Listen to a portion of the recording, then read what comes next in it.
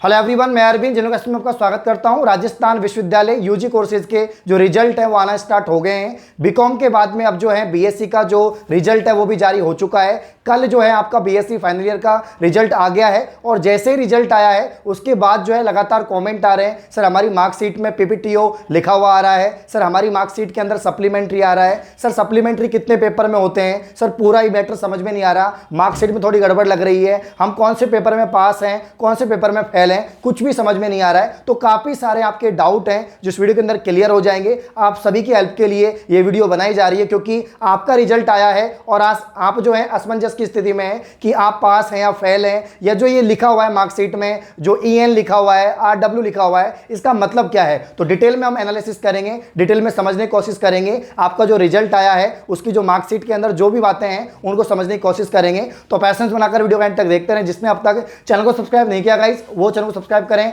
Bell icon को press करें जिससे आने वाली सभी वीडियो का नोटिफिकेशन आप तक पहुंच जाए। आइए वीडियो को स्टार्ट करते हैं। तो कल जो है आपका बीएससी फाइनल ईयर का रिजल्ट आ गया है। काफी सारे कैंडिडेट फोन कर रहे हैं, मैसेज कर रहे हैं, अपनी मार्कशीट भेज रहे हैं टेलीग्राम पर, और पर्सनली भी बहुत सारे आज तो बहुत ज्यादा कॉल आ चुके हैं। तो मैंने सोचा एक वीडियो बना देते हैं। तो सबसे पहले मैं आपको बता देता हूं कि आपकी जो फाइनल ईयर की मार्कशीट आउट हुई है, अब काफी ऐसे कैंडिडेट हैं जिनके सेकंड ईयर में बैक होंगे या जिनके फर्स्ट ईयर के ही बैक चल रहे होंगे, ऐसे कैंडिडेट होंगे। तो आपके अगर सेकंड ईयर में बैक पेपर था और वो भी क्लियर नहीं हुआ है, या इसके अलावा अभी भी वो रह गया, या फाइनल ईयर में आपके बैक लग गई, या आप सप्लीमेंट्री आए हैं, तो कैसा पता चलेगा आपकी मार्कशीट में वो क्या दिखा रहा होगा। इसको पहले समझते हैं, फिर एक एक के ऊपर हम चर्चा करेंगे, ठीक है। तो सबसे पहले मैं आपको बताता हूं, अगर आपकी मार्कशीट में RL लिखा हुआ आ रहा है तो इसका मतलब है रिजल्ट लेटर, मतलब आपका रिजल्ट रोका गया है और आपका रिजल्ट थोड़ा बाद में आएगा, ठीक है। अगर आपकी मार्कशीट में लिखा हुआ आ रहा है RW या EN तो इसका मतलब है रिजल्ट वेट फॉर एनरोलमेंट, मतलब एनरोलमेंट में काफी बार गड़बड़ हो जाती है।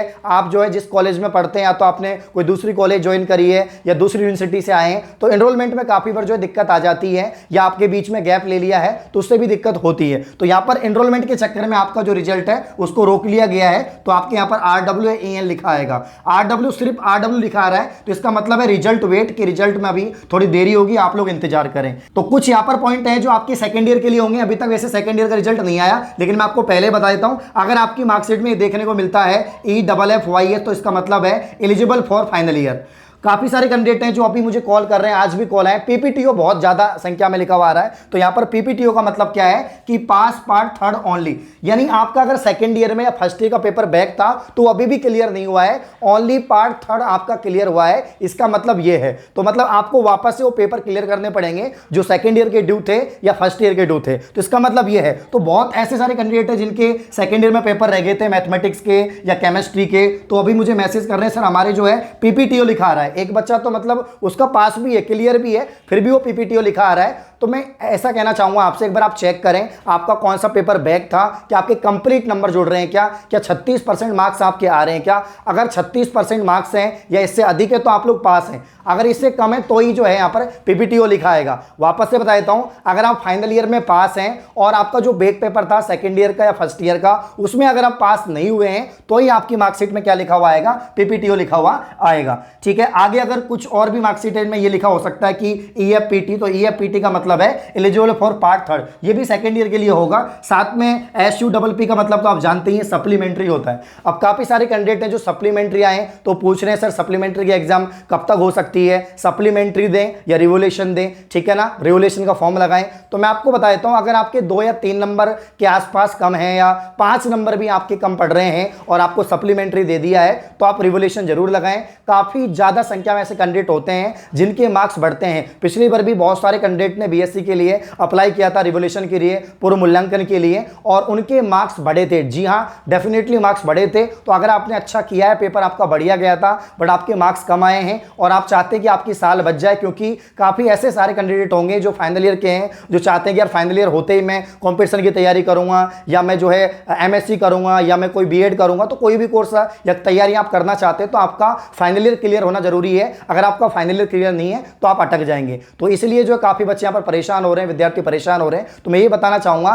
सप्लीमेंट्री है तो सप्लीमेंट्री का तो आपको देना ही है, वो तो आया ही है आपके। लेकिन अगर आपको लग रहा है 4 या 5 नंबर कम है तो आप क्या कर सकते हैं, आप जो है रिवोल्यूशन का फॉर्म लगा सकते हैं, हो सकता है कि आपका रिवोल्यूशन में मार्क्स बढ़ जाए। अब यहां पर सप्लीमेंट्री को लेकर थोड़ा कंफ्यूजन है, काफी कैंडिडेट ऐसे हैं जिनकी एक ही सब्जेक्ट में जो सप्लीमेंट्री है और यहां पर एक ही सब्जेक्ट में सप्लीमेंट्री होती है। मैंने पिछले वीडियो में भी यही कहा था, एक सब्जेक्ट, अब एक सब्जेक्ट का मतलब 3 पेपर, जैसे आपके केमिस्ट्री में बैक है तो केमिस्ट्री में आपके 3 पेपर होते हैं। अब 3 पेपर के अंदर आपको सप्लीमेंट्री में कौन कौन से पेपर देने होंगे, तो जैसे मान लीजिए आप सप्लीमेंट्री क्यों आई है, क्योंकि आपके तीनों पेपर को मिलाकर 36% मार्क्स नहीं आ रहे हैं। तो यहां पर एक पेपर मान लीजिए आपके 20 नंबर आ गए, एक में आपके 8 ही नंबर हैं, एक में आपके 6 ही नंबर हैं, तो टोटल मिलाकर यहां पर अगर 36 नहीं होते हैं तो यहां पर क्या होगा, आपको 2 पेपर वापस से देने होंगे। जी हां, आपको 2 पेपर वापस से देने होंगे। अब ये कौन से पेपर आपको सप्लीमेंट्री में देने होंगे, तो जिनमें 12 नंबर से कम आए, मतलब मिनिमम पासिंग मार्क्स से कम आए, 36% से कम आए, वो पेपर आपको वापस से सप्लीमेंट्री देने होंगे। ठीक है, तो 3 पेपर हैं, एक में पास हो रहे हो आप, एक पेपर में, 2 पेपर में कम नंबर हैं, 36% भी नहीं बन रहे हैं, तो पेपर आपको जो है सप्लीमेंट्री में देने होंगे। बाकी जिनका रिजल्ट रोका गया है उनको परेशान होने की आवश्यकता नहीं है, रिजल्ट आपका जारी हो जाएगा, बाद में भी जो है